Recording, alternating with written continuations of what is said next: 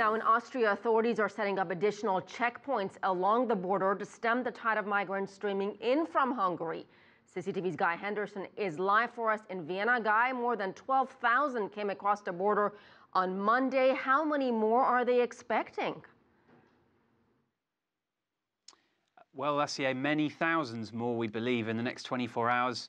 The police spokesman I spoke to at Vienna's Westbahnhof station said that the official prediction was at about 20,000, but it could be significantly higher than that.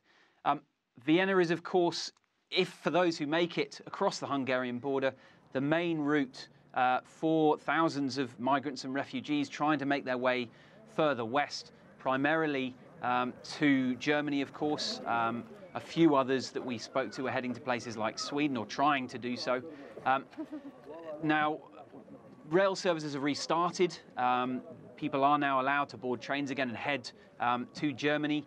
There was large volumes of people coming through, obviously, but the situation was quite calm, quite orderly. There was a heavy police presence, but mainly to help people on their way and try and keep them up to date with the times that trains were leaving, just scheduled trains rather than any special so-called refugee trains. But there have been fast changes in the past 24 hours with barely any notice at times, and it has led to quite a lot of confusion on the platforms here. And let's talk about that. You know, Austria was one of those countries that went the extra mile to give the refugees a warm welcome. Now we're hearing about some kind of controls at the border. Is there any more clarity on what's actually happening?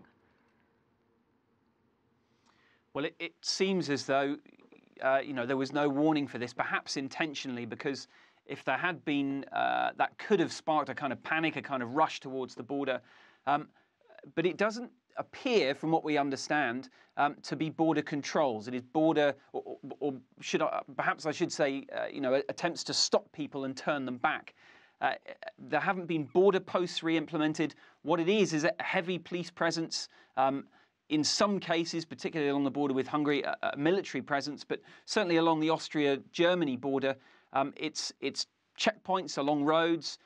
We understand that once refugees and migrants arrive in Germany, many of them are being immediately registered at the border and distributed in a much more orderly manner than in the past and registered.